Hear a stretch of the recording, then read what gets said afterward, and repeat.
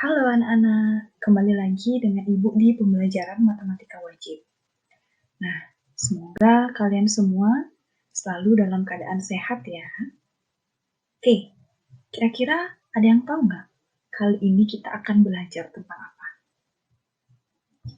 Oke, nah kali ini kita akan belajar tentang peluang kejadian. Apa sih itu peluang kejadian? Oke, silakan disimak pada slide selanjutnya. Oke, nah, pada peluang suatu kejadian, kita akan belajar tentang percobaan ruang sampel, dan kejadian. Oke, nah dalam kegiatan kalian melempar satu keping uang logam, nah sisi yang berada di atas hanya ada dua kemungkinan. Oke, kemungkinan yang pertama yaitu munculnya angka atau munculnya gambar. Setiap sisi mempunyai kemungkinan muncul yang sama. Nah, sisi A dan sisi G ini disebut dengan titik sampel. Sedangkan himpunan sisi uang logam atau S sama dengan AG disebut ruang sampel atau ruang contoh. Nah, banyaknya anggota ruang sampel dinotasikan dengan NS. Nah, munculnya salah satu sisi uang logam disebut dengan kejadian. Berarti, kalau misalnya kalian melempar satu keping uang logam, berarti ada dua kejadian. Entah itu kejadian munculnya angka atau kejadian munculnya gambar. Nah, contohnya, pada percobaan pelemparan sebuah dadu.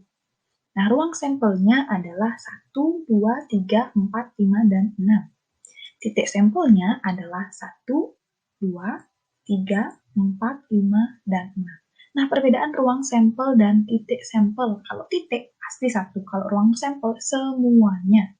Kalau di sini kan pelemparan sebuah dadu, berarti ruang sampelnya ada 6, atau banyaknya ruang sampel itu ada 6. Nah, kejadian muncul mata dadu ganjil adalah 1, 3, dan 5. Oke, selanjutnya cara menentukan ruang sampel. Mungkin sebagian dari kalian ada yang sudah tahu atau bahkan ada yang belum tahu sama sekali. Nah, di sini ada dua cara menentukan ruang sampel. Yang pertama dengan tabel, yang kedua dengan pohon faktor. Nah, contohnya, dua keping uang logam dilempar bersamaan. Nah, bagaimana caranya menentukan ruang sampel dari percobaan tersebut? Yang pertama dengan tabel. Kita gambar dulu tabel. Nah, yang di bagian atas atau yang di bagian horizontal, kita tulis A dan G. Terus yang di bagian vertikal, yang di bagian kiri ini, kita juga tulis A dan G. Nah, K1 berarti koin pertama, K2 berarti koin kedua. Nah, setelah kita kalikan, A dikalikan dengan A berarti A-nya 2 kali, atau AA. A dikalikan dengan G berarti AG. Ini juga A dikalikan G menjadi AG, dan G dikalikan G menjadi GG. Nah, S-nya yaitu AA, AG, GA, dan GG. Kalau dengan pohon faktor, kita cukup menuliskan A dan G. Nah, karena dua keping, berarti di A ini kita tulis A dan G lagi. Dan di G juga kita tulis A dan G lagi. Sama seperti di tabel, AA berarti ketemu AA. A kita kalikan dengan G berarti AG. Begitu juga selanjutnya. Nah, ruang sampelnya akan sama, yaitu AA, AG, GA, dan GG. Oke, sampai sana kira-kira kalian paham? Nah, kalau misalnya kalian ada kurang paham, silakan di screenshot, kemudian saat diskusi nanti di grup WA, tanyakan ke Ibu, sampai mana sih kalian nggak pahamnya. Ya, selanjutnya, yaitu frekuensi relatif suatu kejadian. Nah, cara menentukannya yaitu banyak muncul kejadian A dibandingkan dengan banyak percobaan yang dilakukan. Selanjutnya, nah inti dari materi kita hari ini yaitu peluang kejadian atau peluang suatu kejadian. Nah, jika A adalah suatu kejadian dan S adalah ruang sampel, nah peluang kejadian A didefinisikan sebagai berikut. PA atau kita sebut dengan peluang kejadian A itu sama dengan NA. NA itu adalah banyaknya anggota A. Nah, A ini apa sih? A ini kayak Tadi misalnya pelemparan 2 buah koin atau pelemparan sebuah dadu, itu namanya A. Dan per NS. NS ini banyak anggota ruang sampel. Oke. Selanjutnya ada peluang komplement suatu kejadian. Nah, kalau tadi sebelumnya kan peluang suatu kejadian. Kalau peluang komplement. Nah, komplement itu suatu kejadian A. Komplement suatu kejadian A adalah kejadian dari tidak terjadinya kejadian A. Atau kejadian A ini tidak terjadi. Nah, komplement A ini ditulis A aksen atau A C. A komplement. Peluang kejadian bukan A ditulis P A aksen. P A aksen itu sendiri didapat dari pengurangan 1 dengan peluang kejadian A atau peluang kejadian A ditambah peluang komplement kejadian A itu akan sama dengan 1. Selanjutnya, frekuensi harapan.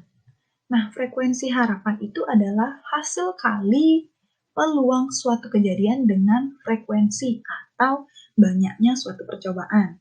Nah, frekuensi harapan suatu kejadian A dirumuskan sebagai berikut. FHA.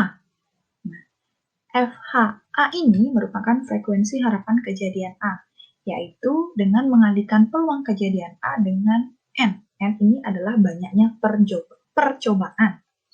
Oke, atau bisa kita tuliskan, nah tadi kan rumus dari peluang kejadian itu adalah NA per NS. Berarti kita juga bisa tuliskan frekuensi harapan dari kejadian A ini adalah NA per NS dikalikan N, atau banyak percobaan. Oke, nah tadi sudah Ibu berikan beberapa rumus dan beberapa pengertian-pengertian yang akan kita gunakan di peluang kejadian ini. Nah, misalkan nih, Ibu punya contoh soal. Dalam sebuah kantong terdapat 2 bola merah, 3 bola hijau, dan 5 bola kuning. Nah, jika kamu akan mengambil bola secara acak, nah, peluang terambil bola berwarna hijau. Oke, perhatikan peluang terambilnya bola berwarna hijau. Oke, kita buat dulu ruang sampelnya. Nah, berarti kan ruang sampelnya 2 bola berwarna merah, berarti M-nya ada 2, 3 bola berwarna hijau, H-nya ada 3, terus 5 bola berwarna kuning, K-nya ada 5. Nah, di sini banyaknya ruang sampel adalah 10. Selanjutnya, kita tuliskan peluang kejadian A. Nah, atau peluang terambilnya bola berwarna hijau. Kan di sini ada 3 bola berwarna hijau, berarti peluang kejadiannya ada 3, H, H, dan H. Oke, berarti NA-nya sama dengan 3.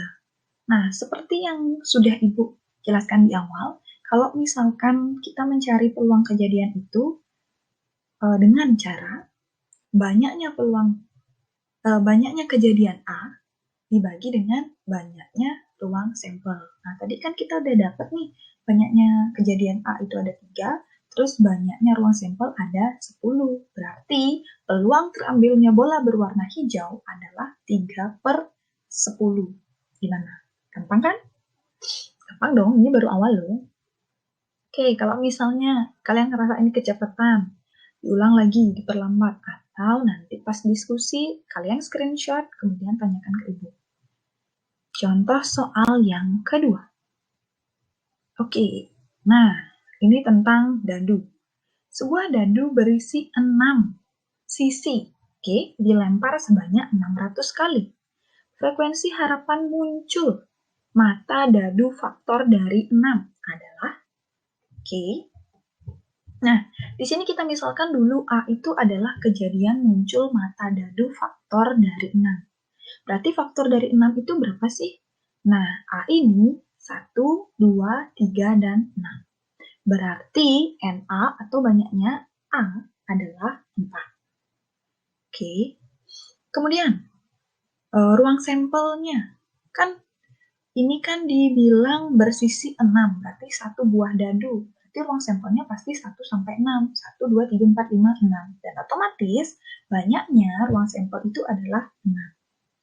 Nah, sekarang untuk menentukan frekuensi harapan kan kita harus mengetahui terlebih dahulu peluang kejadian si A ini. Nah, tadi kan kita udah misalkan A-nya kejadian muncul mata dadu faktor dari 6. Berarti kita udah dapatkan NA-nya 4, NS-nya 6. Berarti 4 per 6 bisa kita sederhanakan lagi menjadi 2 per 3. Oke, sekarang kita tinggal kalikan aja peluang kejadian A-nya dengan banyaknya percobaan. Di sini katanya kan 600 kali percobaan, berarti 600-nya kita kalikan dengan 2 per 3. Nah, didapatkan hasil 400, berarti frekuensi harapan muncul mata dadu faktor dari 6 setelah dilempar sebanyak 600 kali adalah 400 kali. Oke. Nah, segitu saja untuk contoh soal kali ini. Nah, untuk lebih memahami, Ibu harap kalian bisa mengerjakan latihan soal yang sudah Ibu persiapkan. Ada 5. Ada 5 soal untuk latihan soal yang bisa kalian kerjakan. Nah, silakan di screenshot dulu soalnya. Kemudian nanti pas sesi diskusi, kalau misalnya Ibu udah memberitahukan untuk boleh mengerjakan latihan soal, silakan dikerjakan. Ya, ingat yang mana kalian belum paham, yang mana kalian belum mengerti, silakan di screenshot kemudian dikirim ke grup WA. Oke. Nah, sekian saja materi tentang peluang kejadian hari ini. Semoga kalian menikmati hari ini dengan enjoy. Ya, have a nice day. See you.